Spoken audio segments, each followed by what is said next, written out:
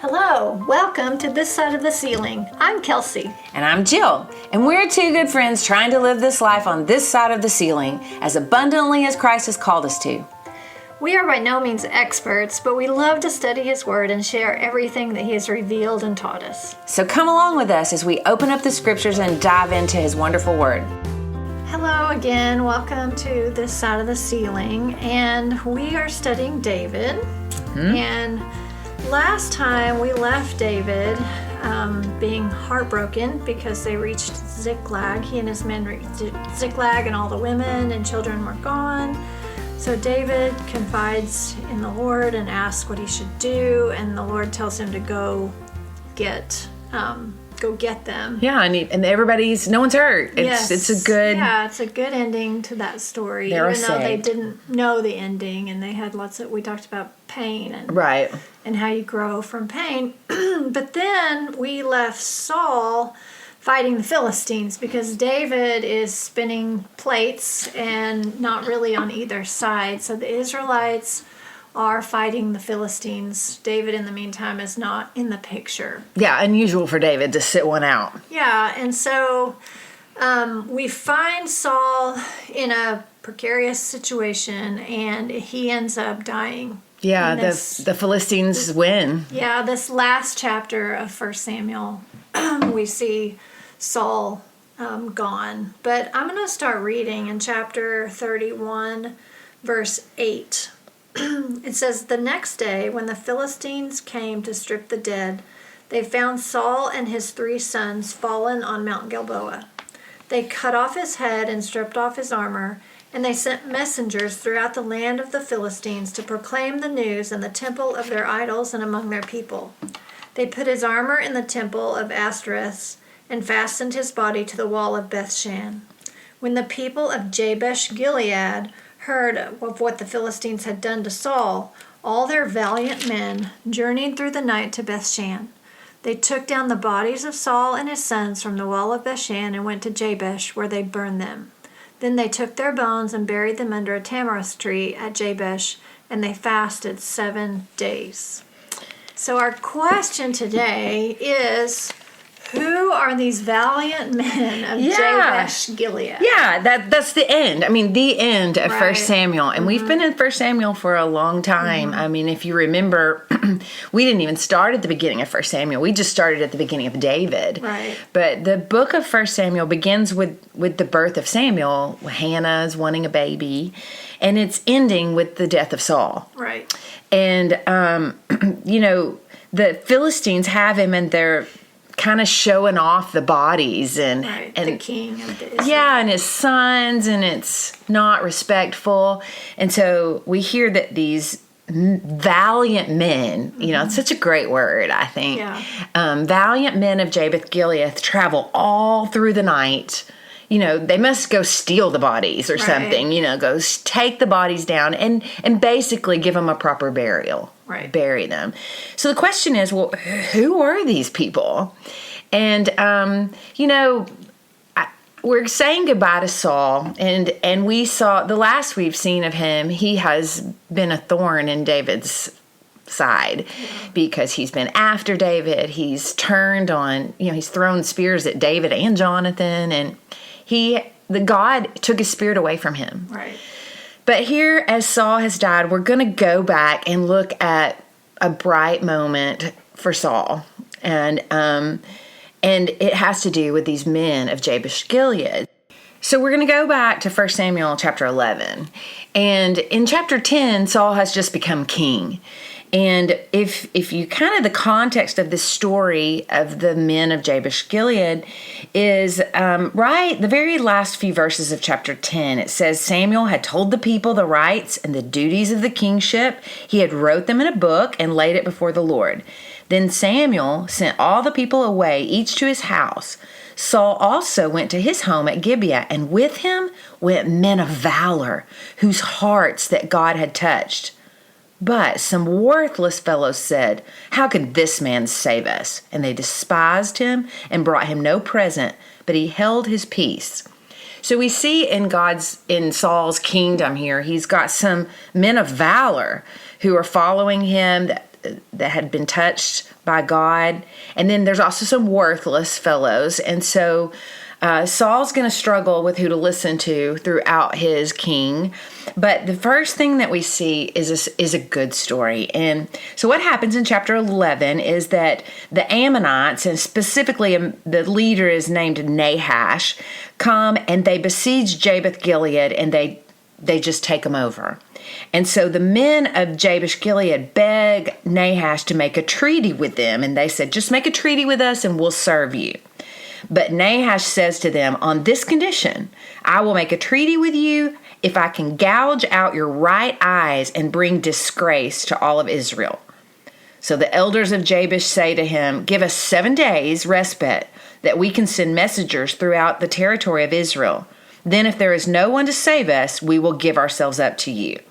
So they're gonna do it. They're gonna let him gouge their eyes out. They don't have a choice. Right. So they had this desperate week. Just give us a chance. I mean, it wasn't like they could send a text. So it's gonna take a long time to get word and to muster an army. So they do. So they send it out to their fellow Israelites. And when the message comes to Gibeah, all the people are sad because they hear what's happening and they just start crying and they're weeping.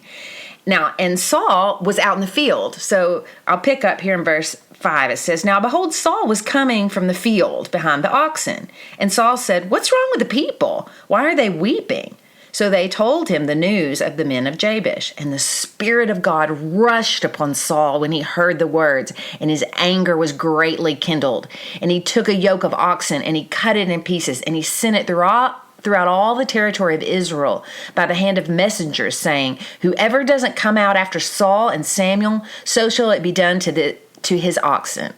And the dread of the Lord fell upon the people, and they came out as one man. So he musters all the people together, and it says that there were 300,000, and then there were also 30,000 men of Judah. And so they all come together, and he said, they send message to the men of Jabesh-Gilead and say, tomorrow by the time the sun is hot, you will have your deliverance. So they tell that to the men of Jabesh, and the Bible says they were so glad, of course. Yeah, it says elated. Elated. Okay, that's a lot better than my version that says they were glad. But so they go up, and they had to be kind of smug when they go up to Nahash and say, okay, tomorrow we'll give ourselves up to you, and you can do whatever you see. And they're thinking, crossing their fingers, their hope is in the Lord. So the next day, Saul put the people in 3 companies, and they came into the midst of the camp in the morning watch, and they struck down all the Ammonites until the heat of the day, and those who survived were scattered, so that no 2 of them were left together. And so he saved all the people of Jabesh-Gilead. They don't have to lose their eye. They don't have to become servants. And so the people said to Samuel, who is it that said, shall Saul reign over us? Bring the men and we'll put them to death. They're talking about those worthless men that weren't going to accept it. And Saul steps in and he says, nobody's going to be put to death today, because today the Lord has worked salvation in Israel. Mm-hmm. There's not many times that Saul gives the Lord credit, but here we see him doing the right thing. And he says, no one's dying. The Lord is the one who gave us salvation today. And then Samuel said to the people, let's go to Gilgal and renew the kingdom. So all the people went to Gilgal, and there they made Saul king before the Lord, and they sacrificed peace offerings, and they rejoiced greatly. So we have a great story where Saul... I noticed the Spirit of God rushed on Saul. Yeah. He was open to that. Right. And, the men of Jabesh-Gilead never forgot that. Mm-hmm. And, Saul, really, that was probably his finest hour. Right. He becomes king, and he starts maybe believing into his press a little bit, and when Goliath comes and David kills Goliath, David starts getting the favor of the people, and that makes Saul very jealous.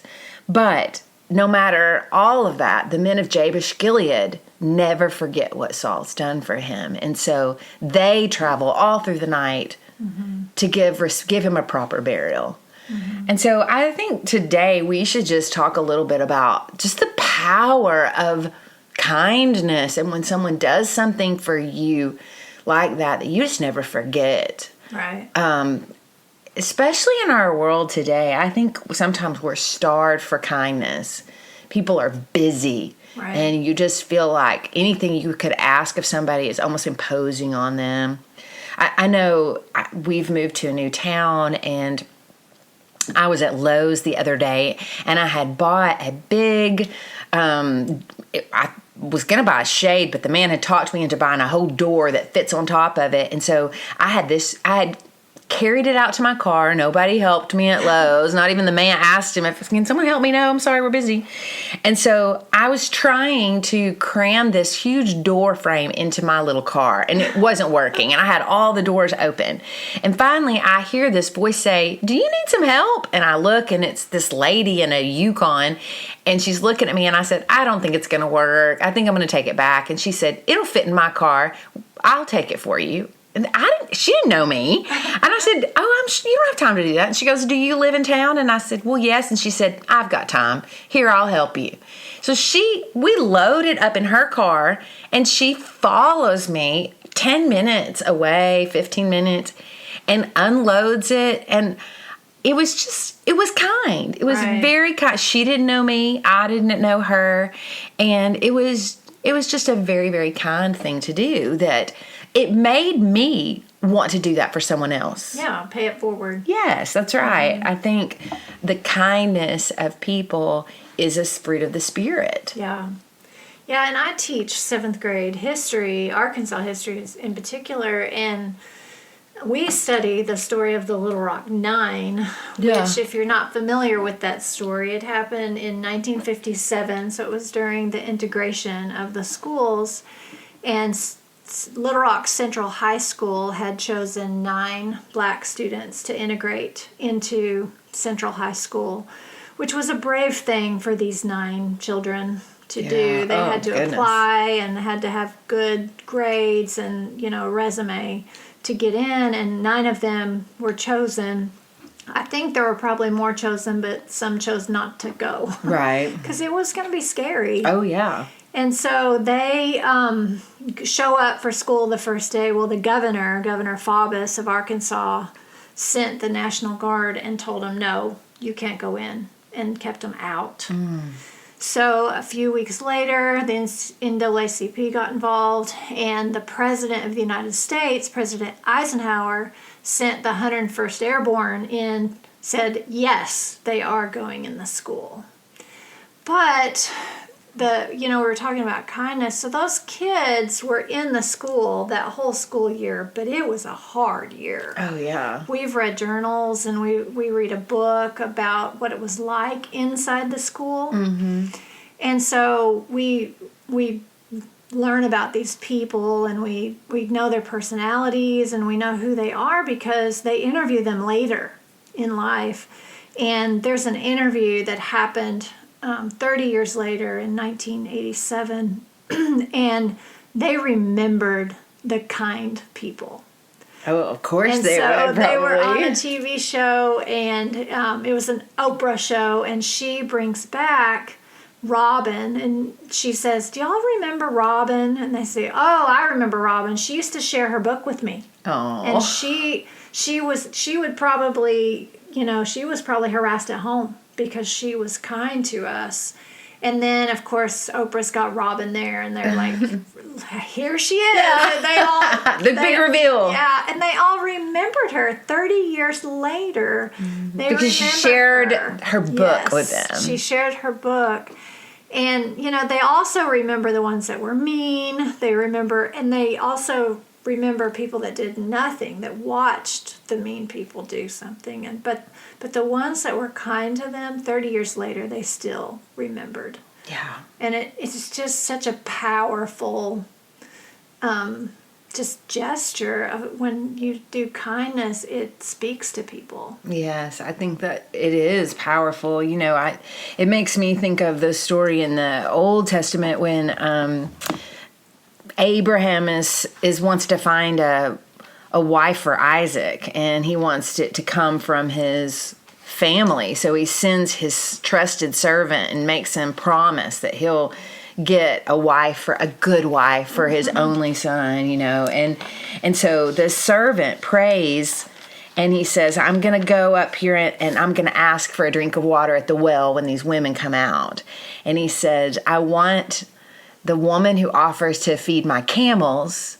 That's going to be the one. I want that to be the one. And so he asked the Lord to, I am a math person. So I did a little bit of math on this because the servant had 10 camels.